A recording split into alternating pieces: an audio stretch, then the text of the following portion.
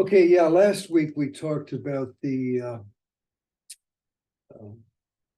synchronicities and coincidences. And there were other people here the last time we met.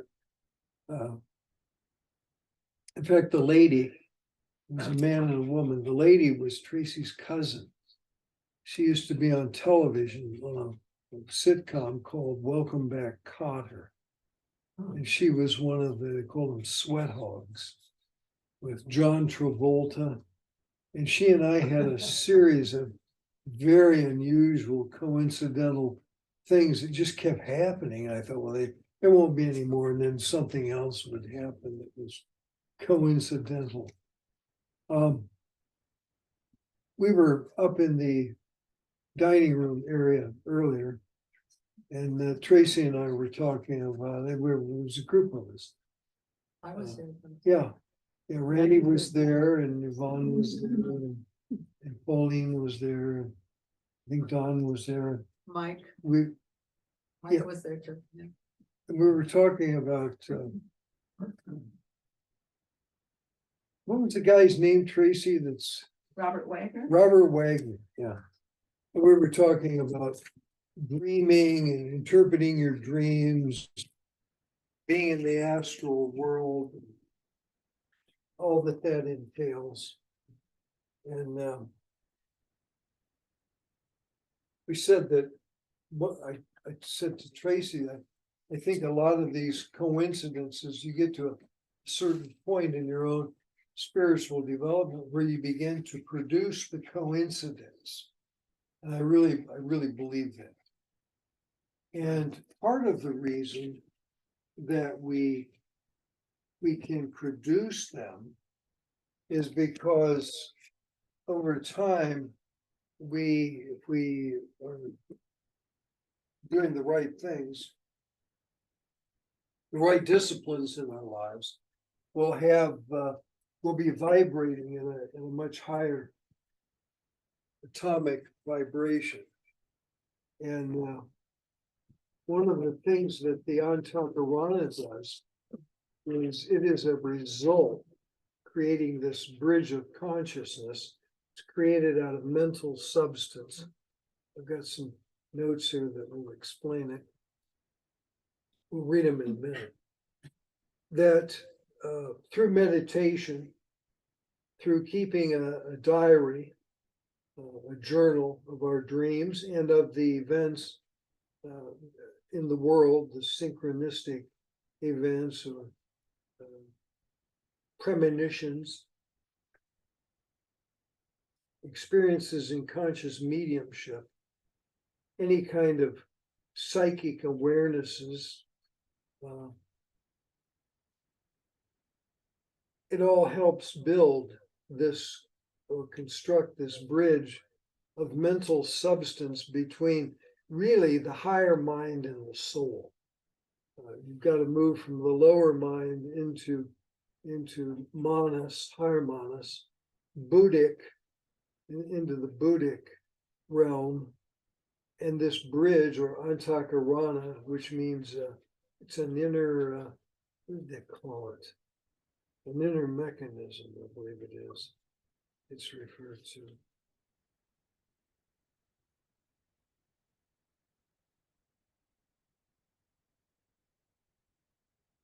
An interior system of awareness. And it can be done. I've done it in my life. And if I can do it, anybody can do it. I remember saying that one night down at the Theosophical Society in Detroit. Al Hebert was there and he kind of laughed.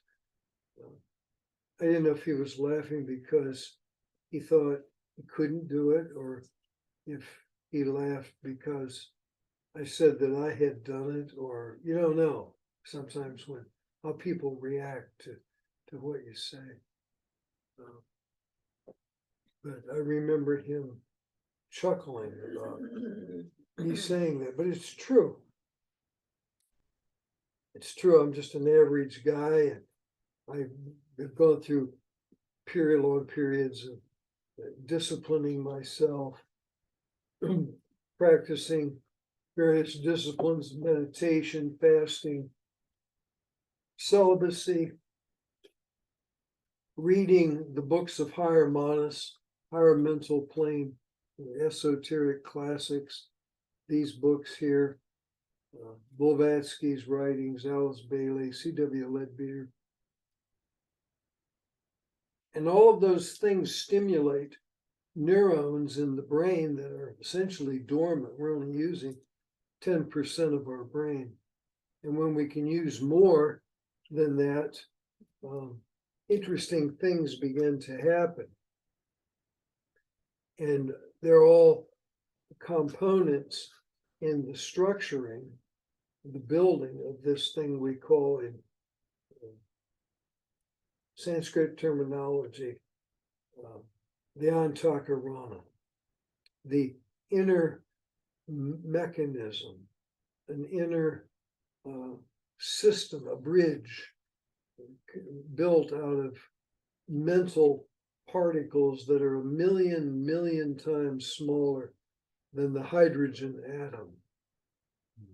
And you can do it. And you just have to, it's like Tracy was talking about, what's this guy's name? Robert Wagner? Yeah. Robert Wagner, not the movie star, another guy. He talks about astral projection and awarenesses in the astral world. And that's all part of it. That's all part of the constructing of this thing we call, in Sanskrit terminology, the Antakaranam. And we've talked about a number of times the importance of keeping a spiritual diary, a diary of our dreams. Incredible things begin to happen once you do that. You begin to, over time, you have to maintain the discipline. You establish rapport with your soul. Your soul every night is feeding you dreams because your soul is trying to communicate to you. It's trying to tell you something. It's telling you things about, in the symbolism, it's telling you things about your horoscope, about you.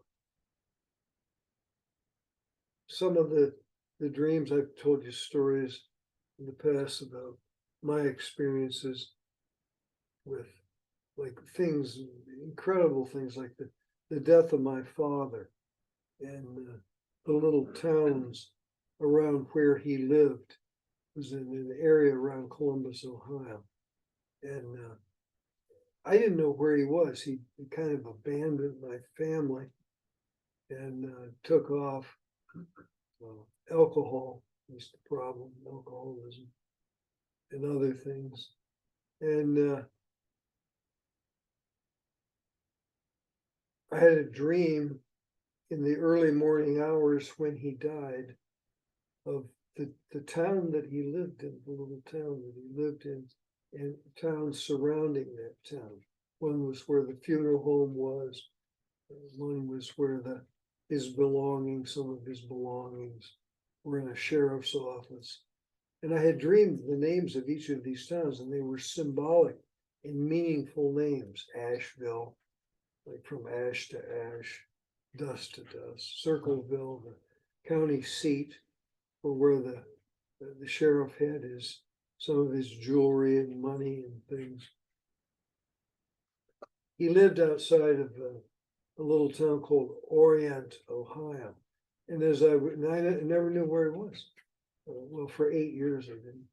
And I dreamed of each of those towns, and the next day I was in those towns. I was in those towns, but I was interpreting the dream, and I knew that it was a very significant dream and that the names were significant. And I was interpreting the names as I dreamed the dream. Orient, Ohio. Orient.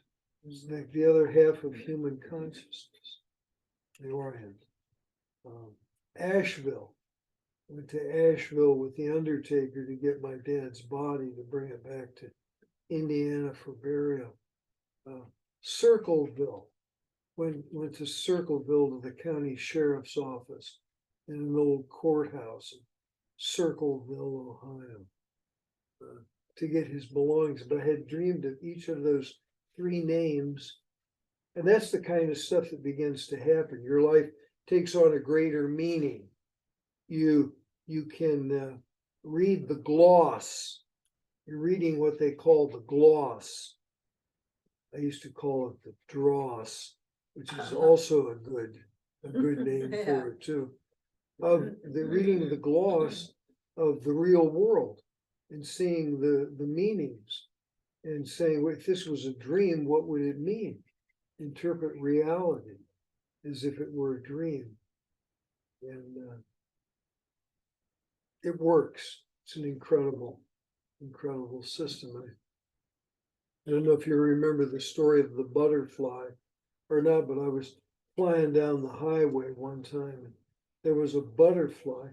It had an old Pontiac and it had an antenna, a radio antenna, and a butterfly had landed right on that antenna.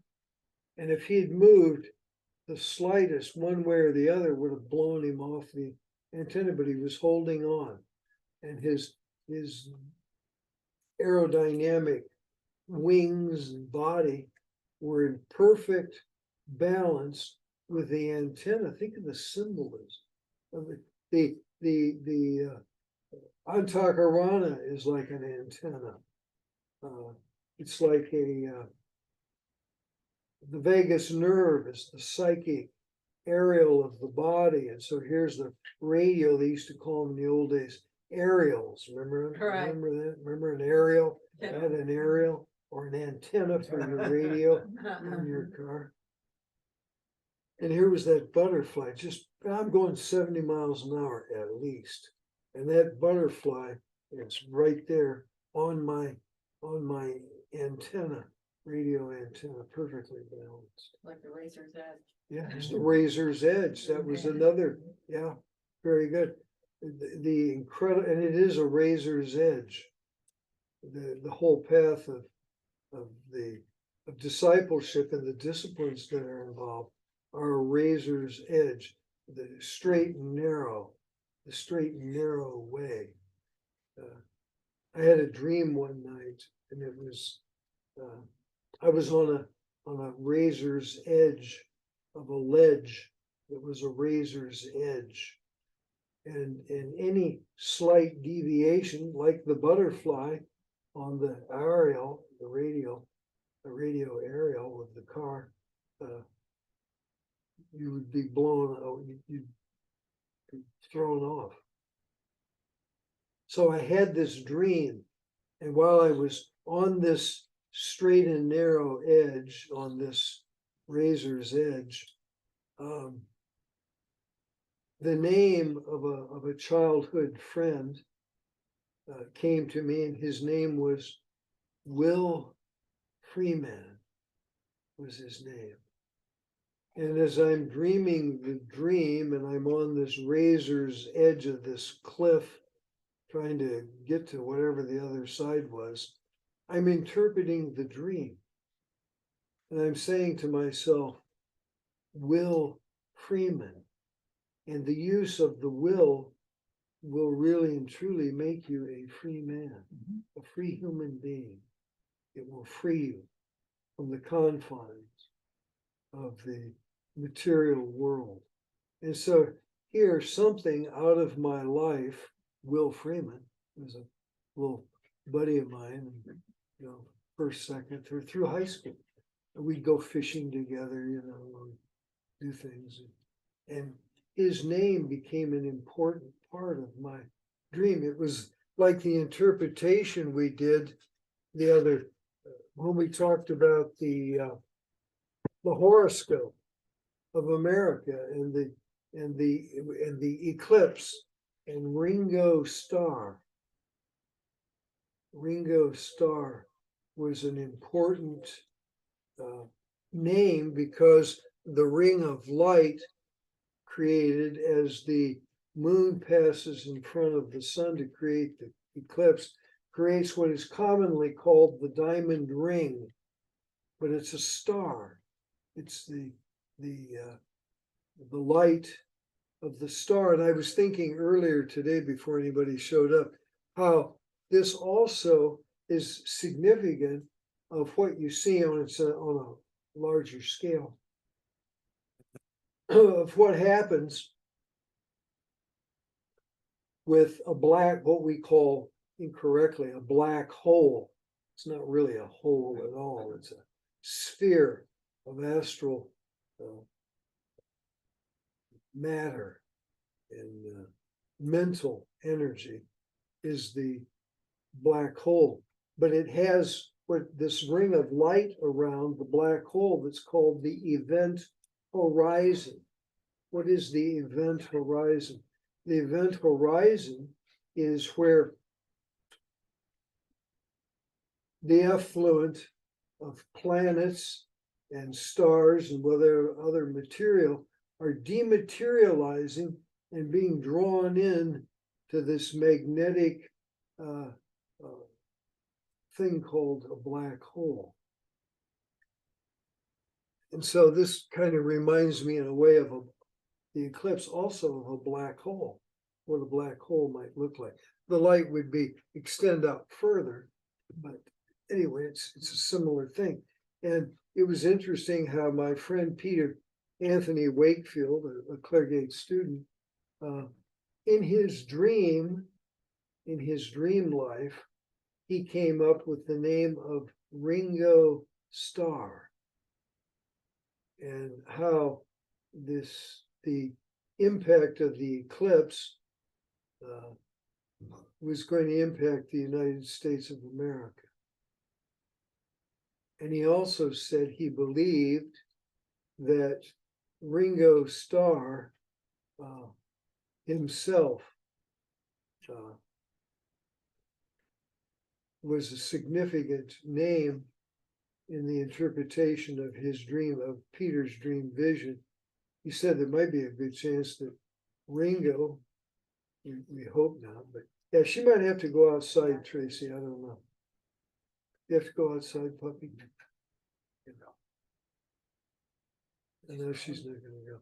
But anyway, that Ringo Starr, Peter said to me, he may not live much longer. That was his interpretation of the significance of Ringo Starr in one of the interpretations of Ringo Starr in his Peter's dream. I thought it was very significant. We'll see. But I believe that a lot of times when these synchronistic things happen, you're being told something. You're being guided. I told the story before, the Oakland Army Terminal, where I met the 6 other guys. And I knew who was going to live and who was going to die. The minute I passed through the threshold of the door opening into this, it was a small billiard room. I knew who. I never saw these guys before in my life, but they all knew one another. They had gone through basic training and advanced infantry training together, and I was like the outside guy. But they instantly accepted me into this group, like I was one of them. Yeah, Dave, come on, go with us. You know. And then telling me when we finally split up, watch out for Bill. Take care of Bill, because everybody sensed that Bill was the weakest link in the group, which he really wasn't. You know, you never know in situations of war. You can't tell who a hero is by looking at him. It's not. It doesn't work that way. Ringo Starr's birthday is the same as mine. When is that? July 7th, July 7th. 1938. Yeah. Well, we'll see about Ringo Starr, see if that plays out. no ill will towards Ringo's story, but it was interesting the way Peter foresaw things, Mhm. you know, and his horoscope that he did here, and how this eclipse was going to impact America, and how it would impact each of us individually based on where Aries was in our horoscope. So whatever house you have Aries in will be impacted there. And Hey Dave, was there something about his sunglasses too that Joe had talked about or your friend had talked about? about Ringo's sunglasses, Yeah, something about the sunglasses and the phenomena of an eclipse. Yeah.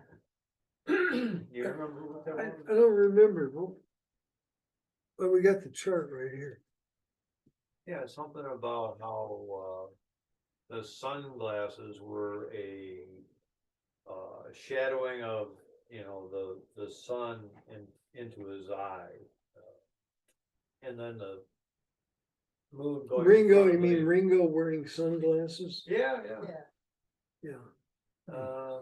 Do you remember exactly what that was all about? Is that in your book? No. Oh, it's not. I'm sorry, well, I don't want to distract you. Yeah, I don't see Was it anything in there that would, sunglasses? Yeah, it was because of the eclipse and the fact that he had the I glasses on. I We can were remember talking- something about that too, about sunglasses, but I don't know what it was. well, you had to wear glasses Right. to see the eclipse. Yeah. And he does wear sunglasses frequently, For a show or something like that. Yeah. Yeah. part of his persona.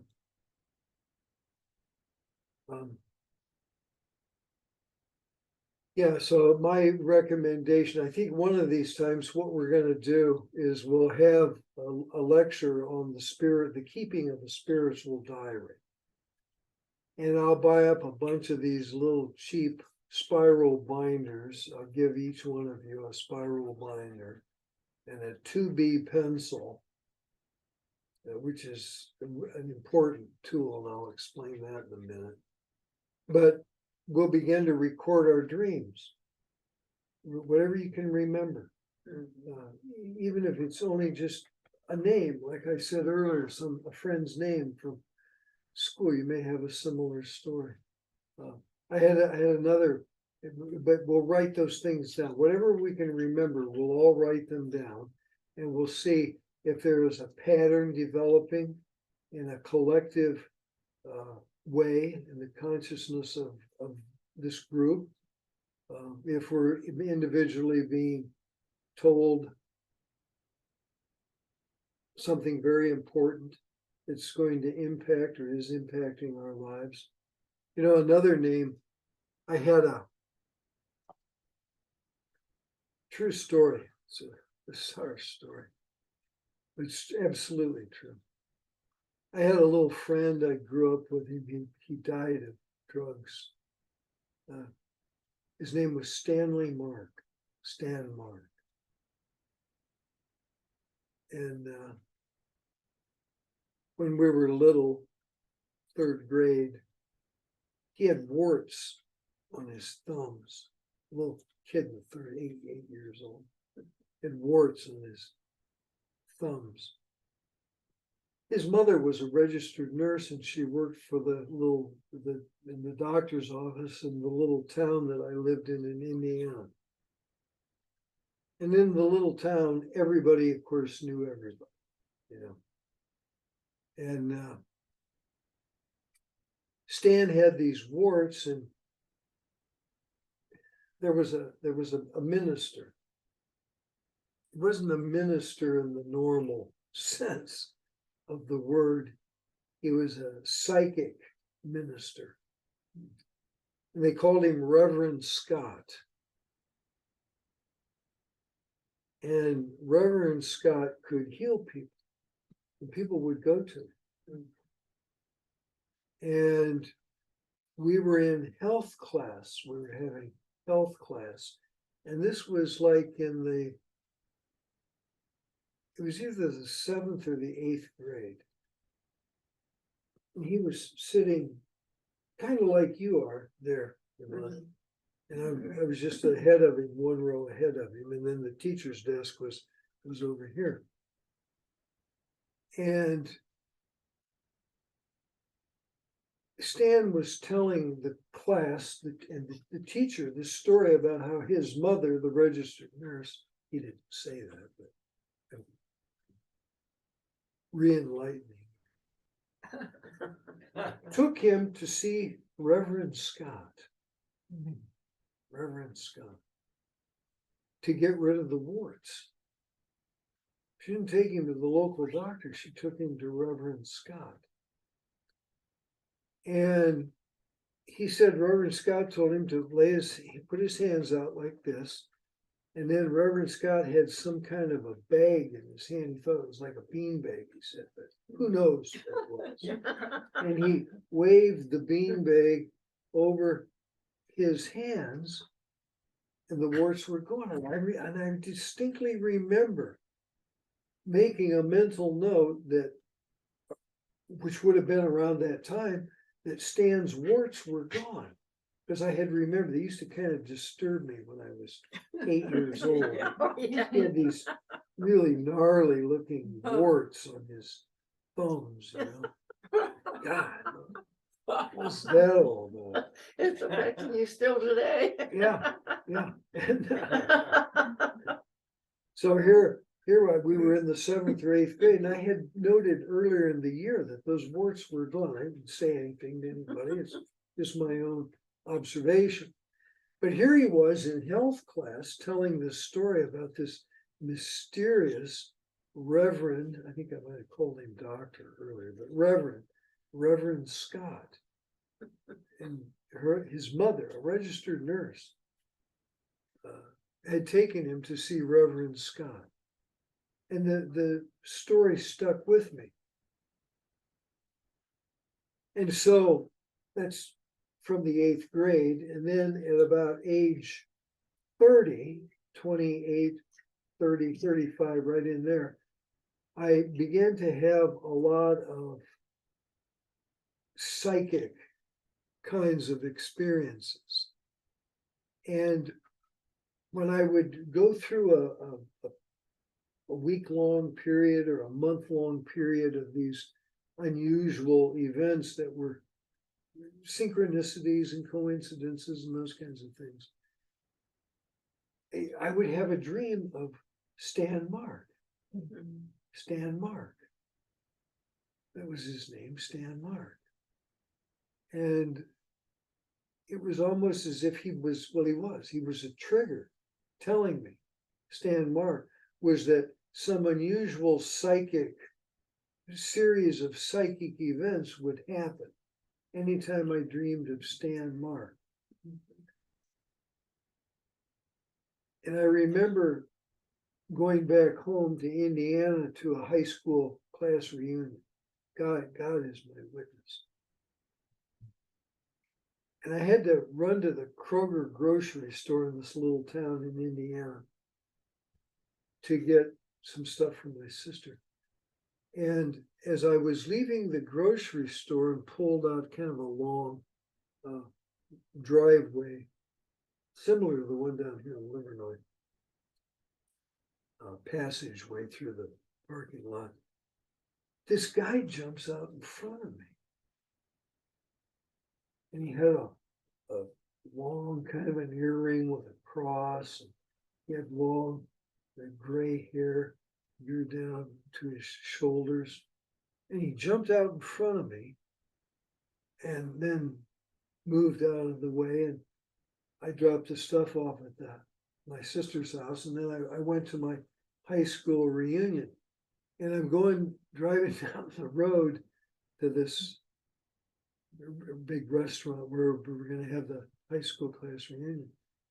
And I realized that guy who had just jumped out in front of me at the Kroger store was Stan Mark.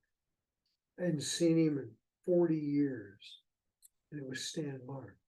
And what is even more incredible than that was he died right after that. He OD. He never came to the class reunion. He had been completely ostracized. He was a school teacher. I taught sixth grade, maybe fifth grade, sixth grade. Got hooked on drugs as a school teacher. He was at school teaching. The police came in, pulled him out of the classroom, took him out in the parking lot to his car, had him open his trunk, and there were a whole bunch of women's and young girls' purses in the car that he had stolen to get money from these people at school where he taught. Of course, he was instantly let go, and came from a good family, you know. And I see his sister Susie every once in a while when I go back to Indiana. Sad case, but these are the times that we live in, where people are dying from drug overdoses. Who knows the extent of what he was doing, but it was just another one of those bizarre coincidental things, you know. And I had been thinking about it and wondering if he was going to be at the class reunion. And here a guy jumps out in front of me in the driveway in front of the Kroger store. I didn't know who he was. You know, it happened so quick. And then I realized later, an hour later, that that was him. And it was. You think he incredible. recognized you? I don't know if he, yeah, I don't know. I don't know. He might have. I don't know, 40 years. It's... I saw a guy, this happened just the last time I was in Indiana. I was in the same restaurant to get a carryout. And there was a guy sitting at the bar. They had a bar area. And you could dine their booths, and then it's called the St. James Hotel. It's the oldest restaurant in Northeast Indiana. My dad used to own it back after World War II. He ended up selling it to his best friend, whose name was Will Freeman, the father of my buddy. Will Freeman sold it to his buddy Bill Freeman, William Freeman, and made a huge success of the restaurant business. Anyway, this guy's sitting at the bar, and he's looking at me. He's just staring at me. He's like, and I'm thinking, what is this guy looking at me? It's really making me uncomfortable. Is there somebody behind me? I didn't know. I didn't know who the guy was. So I got my food and I left. And the next thing I know, this guy, he had asked the waitress who I was. And she said, well, that's Dave Zimmerman. And he jumped up off the bar seat and ran out of the hotel restaurant, the St. James Hotel, and caught me at the corner of the hotel building, northeast corner of the building. Hey, Dave, it's me, Scott Bryan. and as God is my witness, I'd been thinking about him too. And then I hadn't seen him in probably 50 years.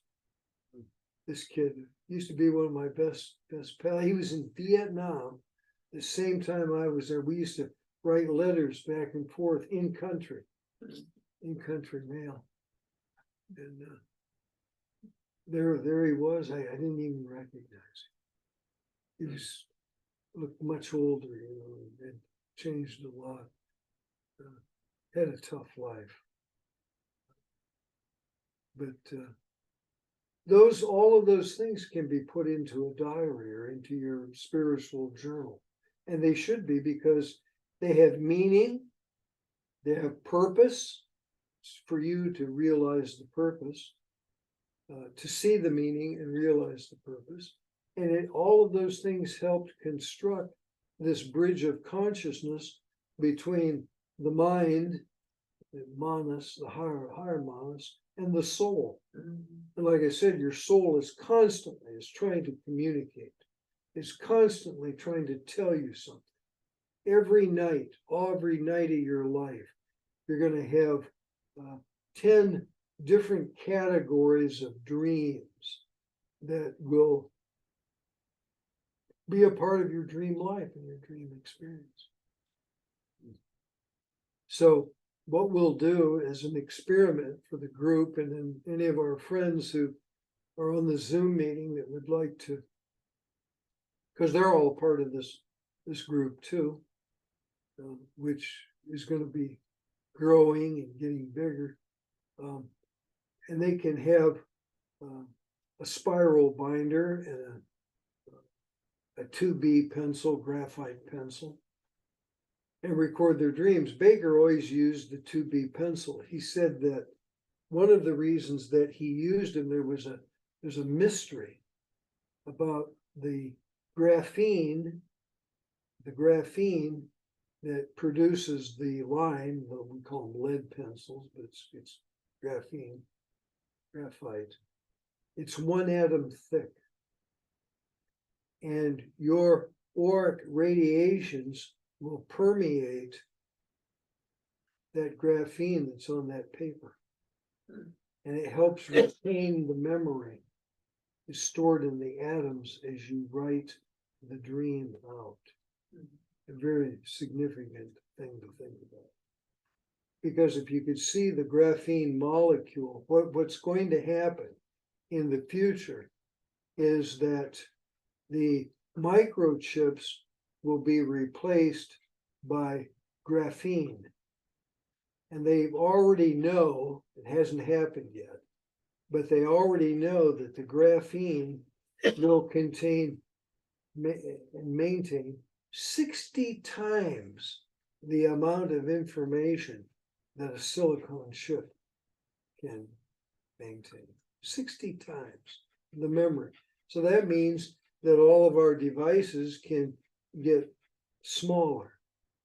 Anything that uses a microchip, it can be much smaller and you can retain much more information. That's one of the things that will happen in the very near future.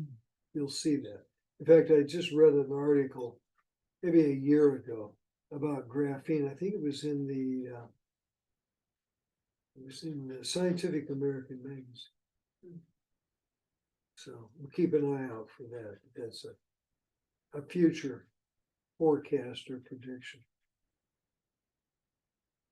And yeah, it'll be an interesting kind of experiment. I know, Tracy, with the ions group, that you kind of do things don't you have things you experiment with as a group? Yeah. Bending the spoons like Uri Geller and stuff like that. Maybe we can do that sometime. Yeah. So those will be things that we'll have to look forward to. Anybody have any questions about anything so far? Tracy? I do, I don't, how does precognition fit in with synchronicities? Because you mentioned about you seeing the 3 places where your dad was, and I traveled to him astrally. Yeah, I mean, that's precognitive. Yeah, also. but precognitive was when I walked in the Oakland Army Terminal into the billiard room, and I knew who would live and who would die.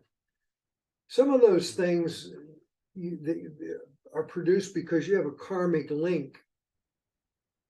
You have a karmic link. One of the things that happens is everybody in the West is trying to avoid stress.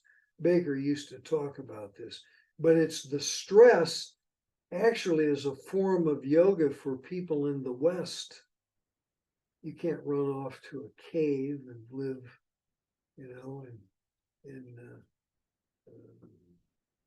Tibet or some part of the world. And we can't do that here.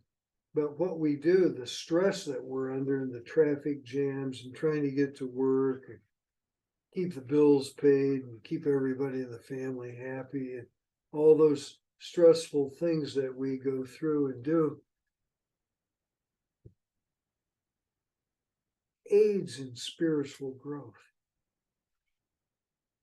It actually aids in our spiritual growth. And so Baker always said, don't try to avoid it, just go with the flow.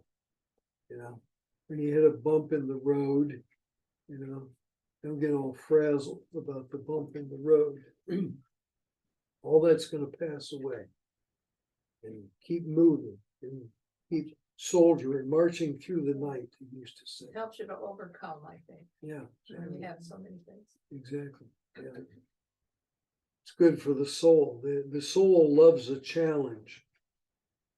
And then you grows and you grow. It's like when you're under stress and you got a problem, but then you solve it Mhm. and you feel so light and great. Yeah, It's yeah. great, It's yeah. it's a good I'm an feeling. overcomer. Yeah, yeah, absolutely. If Unless, you didn't have stress, you would never have that. You would just run away, yeah. Yeah. And you learn a lot about yourself. So you have Yeah, to have a you do. little bit, but not too much. It's just all kind about of in knowing it. who you are. sure, And you mentioned the one buddy that everybody kind of said, watch Bill or whatever, Yeah. because. they were concerned that he Yeah. wasn't the And- strongest guy in the group. But he Yeah. turned out to be a heroic guy. Like you say, you don't know until you're in that position. Mhm. Mhm. Builds confidence. Sure. Yeah, DK, the Tibetan, said that the hallmark of discipleship is how you handle a crisis. I was talking to Joe, it's yesterday or the day before in England. And we were talking about all the stuff that was going on and the stress in the world. And he said, just remember, we're being prepared for whatever's coming next. See, so it's a year, we talked about a little bit at the dinner table tonight. A year from now is the meeting of the spiritual hierarchy of the planet. A year from now, the externalization of the spiritual hierarchy, whatever that means, however you interpret that. But it's a year from now. It's a year from, well, it'll be, yeah, I think it's May 5th or 6th next year is the Waisak Festival. And so these powerful beings are going to come back into manifestation, and they have a meeting in Shambhala, and they'll decide the future fate and the unfolding of the Aquarian age and how and where and when it will happen. And it's in the process of happening right now. So.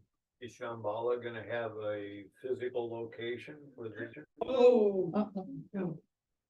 There you go. They had that on Ancient Uh, Aliens, I think was last week, Shambhala.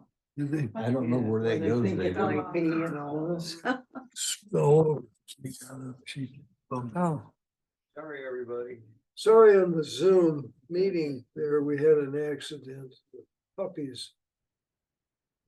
Yeah, those legs are gonna have to, eventually we'll have to move those out more. Yeah. But we can't do that now. No dogs allowed. Okay. Yeah. No. So, anyway, It's it's an the, imperfect world and yeah. We were What? saying that the masters would manifest, Mhm. and so, physical form. okay, and so is there gonna be a physical location on the planet that Shambhala would represent? Yeah, somewhere in the Himalayan mountains, it doesn't. Shambhala exists, but it's not in a physical world. It's in the etheric. Yeah, It's in the etheric plane. yeah, Higher plane. like, yeah. Go ahead. Just gonna talk about one of the, I was in a meeting today. You're all and- indicted. And one of the group members was talking about how when the pandemic came, you know, and it was worldwide, and how it was stressful and how, Mhm. one of the things that came out of the pandemic was how precious freedom is. Mhm. And again, you're seeing that with everybody and their protesting and this and that. Mhm. It's, I find it, we were talking, it's very interesting. Freedom is very important. That's probably like the most important thing for humanity. Mhm. Is, So the masters talk about freedom and how important it is in your spiritual life. You have the freedom to choose. It's the freedom of choice. and I don't know if it was in one of the Bailey books or not, I can't remember. But true freedom, when you're talking freedom, I mean, we think about freedom being free and being free speech, and we're thinking physical plane. True freedom is for us, because we're spiritual beings, to be able to travel through all the, through all the planes, and being free to be on the astral plane, on the Mhm. mental plane, Mhm. and be able to, that's what they were talking about, what is true freedom, because the majority of the people are, looking at it at a physical point of view, but true freedom is, we're souls, and it's to learn that we can transcend the physical. And Mhm. yeah, I don't know why I brought that up, but I guess I must have had to say it. I don't know. For whatever reason, but yeah, freedom is, something about that. Because you were, I think, talking because we're gonna be transcending different levels and Mhm. becoming aware of it, which is part of. Yeah, the veils are thinning Yeah. and people are becoming aware, more aware. Their Yes. dream lives are more vivid. And they were talking also, which I thought was really interesting, I'd like to share with the group, is, how they have all the different groups now that are working, basically working with hierarchy, but maybe not knowing that they are these groups of will to good and good and all that. And you're seeing lights all over you ever see a picture of where they have the earth and it's all these little pinpoint lights and they're all connected, like, and they were saying that that's gonna be the door that seals, where evil dwells. It's Mhm. gonna be all those lights that are connecting that are gonna be just, I thought that was kind of interesting too, Mhm. because my thought was at the time, a lot of people are talking about the UN and that, and I don't want to get into it. I mean, I think the UN has served its purpose, but, and I don't think the masters are energizing it anymore. Oh, they're not, That's my personal feeling. right. And I was trying to steer them because they're very much into the UN and doing, and it's like, I remember, I think it was DK or somebody said, you can't keep putting stuff in old systems have to collapse. You need to build new. You can't take the old one and turn it into something, Mhm. and, Start so, over. exactly. So the whole conversation went to, what groups do we see? How do we see light manifesting on this planet? What groups are being energized? Mhm. And that's how you can see where the little points of light Mhm. are starting to shine and come in. So I just thought that was something kind of cool that I wanted to share with all of you, because it's an important point, because everything seems so dark, right? The Mhm. world seems, but it really isn't. That's And right. it's all an illusion. Mhm. Waking people up. Yeah. You can't put new wine into old No. skins. We can't, and people that keep trying to revive the same thing, it's like taking a dead body.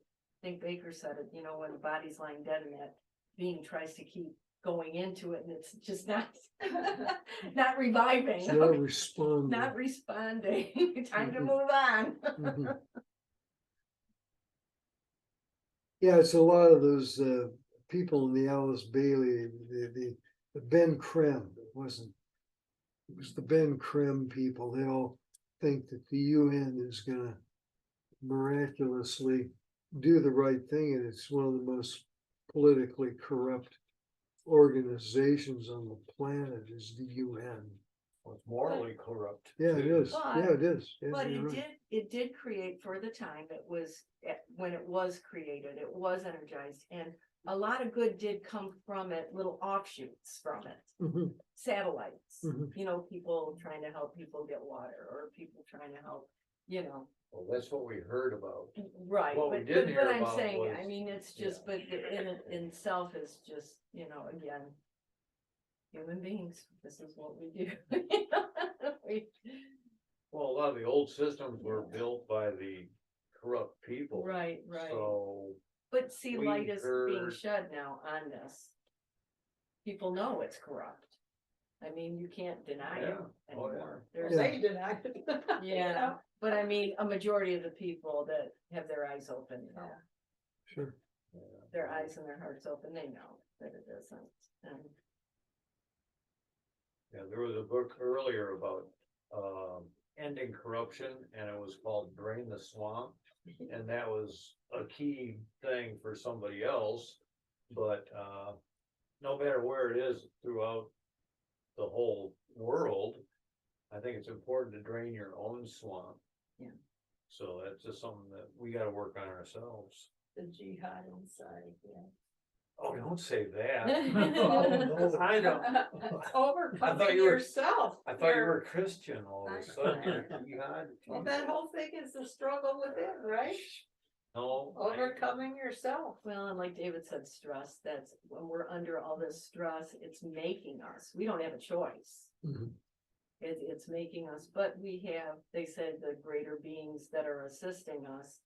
And even look at the planets that are all in alignment right now, those are great beings Mhm. that are literally in Mhm. alignment, assisting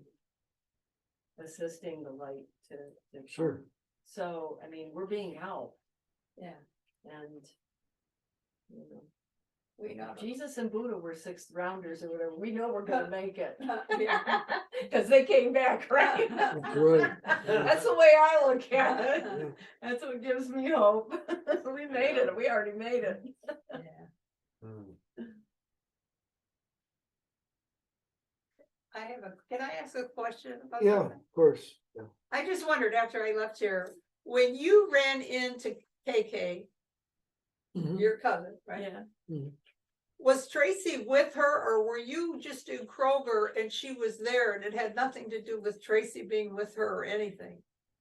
No, Tracy wasn't there. no, So nothing now to do- that I makes haven't it seen more- my cousin in a Well, long that time. makes it even Yeah. more significant. That, it would be like you ran into her with Tracy and Yeah, but for her to, you just run into her, did you know it was Tracy's cousin? no, See, I think that is, I I never just wondered, saw- I was like. I never saw the woman before in my life. In fact, she kind of pissed me off because we were all, there was three people that were going into the door at the same time, and she stopped in the middle with a big grocery cart and left it right in the doorway, so nobody could get in or out of the doorway. And she was over fumbling with something, I think those sanitary hand wipe Oh, things. yeah. You know? And so I maneuvered around the grocery cart so I could get in the store. And I was looking at some blueberries and strawberries and stuff, and she kind of came up around behind me and she said something to the effect, Are you famous? yeah, that's what Are she you said. famous? Are you somebody famous? Yeah. I said, I don't think so. And I said, I have a lot of little kids ask me that. Are you somebody famous? I had a mature man yesterday at the Walmart over here on Adams Road, came up to me and said, are you an entertainer? Did Tracy and I one time? Oh Some my guy God, said, guy asked, yeah, if you were a magician. yeah, well, Really? some kind of an entertainer or something. An entertainer. What are you gonna say? Hey, I've got a seventh rate personality and they don't know what you're talking about. It's just my seventh rate personality. 6 root rays. Well, that Yeah. really makes it even Fifth rate. more Oh, the yeah. story Fifth more, subroutine. you know? Interesting. Yeah, I Yeah. mean, the fact that it was her cousin, just so, that really, I mean, it made a difference in the story. No, it's synchronicity. Yeah, cause it is, Synchronicity. right, Yeah, because that's it's a more Yeah. the Yeah. fact that you knew her cousin, and everything. Yeah, I how it didn't all find worked that out. out. We didn't find that out until later. Yeah, that's. Because I it's told- amazing. Tracy, I didn't, and I remember Tracy years ago told me her cousin was on Welcome Back, Cotter. but I'd forgotten all that. And so I was telling Tracy, well, I had this strange thing. I ran into this woman and in the grocery store, and her name was Karen Kevorkian, and Tracy says, oh yeah, that's my cousin. Yeah, see, that's something. Okay, You know, thank it's you funny for, because you didn't even have to tell me about the welcome back cut or anything. The second you said that, I immediately saw her Mhm. in my head. I haven't seen her in a long, we don't keep in touch, you Yeah, know? yeah. And it was so funny. And then when you said the welcome back Cotter one, I went, it's Karen. I mean, I knew immediately before you even Yeah. said her name and I went, yeah, okay. Mhm. That's what Yeah. it is. Yeah, yeah, there was about 10 different things that happened that were synchronistic. yeah, But one of them was a friend of Karen's goes by the name of Philo Farnsworth. But that's not his real name. But that's the name he uses on Facebook. I knew Philo Farnsworth. And I knew Philo Farnsworth's son. And Philo Farnsworth is the guy who invented the television. yeah, that's right. you mentioned. Yeah, They say 6 degrees of separation or something. Everybody knows everybody. Yeah, and 6 people. I mean, it's just yeah. the that was- things like that. There was a whole series of those things that were just, and I kept thinking, well, this synchronistic thing, this can't keep going on. And it did. You know, and then another synchronistic thing would happen, you know? And then it got to be too much. But anyway, 8:29. we have- 8:29, is it already? Time Yes. flies, okay. Yes, so we have one more minute. Okay, before- is there anybody on the Zoom tonight? Yes, only one person. Only one? Just me. Is that Nancy? Yes, it is. Nancy. Yes. You have a Thank you. question It was there, fun. dear? It was fun listening to you laugh. I can't hear. We cannot hear you. Oh. It was fun listening to you laugh. You can't hear me? But we cannot hear her. I don't know. Yeah, we're having trouble hearing you. Well, we don't have our microphone here, but it shouldn't affect the TV. Can you hear me okay, Nancy? Yes, I can hear you. Okay, good, we got you now. Okay. I was just saying it was fun listening to you all laugh. Oh, yeah. Laugh with us. I did. Okay. Thank you. Okay, well, we'll, that'll be it for tonight, and we'll meet on the, what did I say, the 24th. The 24th of May will be our next meeting. And the Waysack Festival is the 23rd, so we're gonna be right at the right time for our next meeting to get the maximum benefit of the full moon and the Waysack Festival. Is that like a new year and It's esoterically or something? it's the most important time of year for the Buddhists, Oh. because it's said that the Buddha comes closest to Earth at the time of the Waysack, the full moon of May. It's his birthday. Yeah, and it's his they- birthday and his date of Yeah. his death. Yeah, Yeah. so they celebrate See, I never knew that. That never came up before. They celebrate, what's Yeah. it called? What they celebrate? Waysack. Waysack. Waysack, but not- W-A-S-A-K. What day does that fall on? Well, 29. The Waysack is on a Thursday, and we're gonna meet the next day on Friday, the 24th. Time of his birthday, which was. And the full moon is? The 23rd. And the moon was in The Scorpio. full moon is on the 23rd of May. And So that's they- when the Buddhist's birthday was? Yeah. Okay, great. Thank you. His birth and his death were on the same. Were they on the same Date. day or? They Same really were? date. Oh, I didn't know that. I Yeah. thought That's that they were really- just. It's like Mark Good to Twain, die on your Haley's birthday. Comet. There you go, It's yeah. good to die on your Yeah. birthday. That's Came terrible. in on a Haley's Comet and he left on a Haley's. Yeah, he predicted that he would. Who did? Mark Twain, Oh, Mark. Yeah. Twain. yeah, My brother died on his birthday. Did he come in on the comet and leave on the comet? yeah, 75 years apart. He knows how to ride. his dog. Okay. He was a funny guy. Okay, let's take a Okay, okay, bye-bye. See you, Bye. Nancy. Okay, thank you. Thank you. Thank you, David. Thank you, David.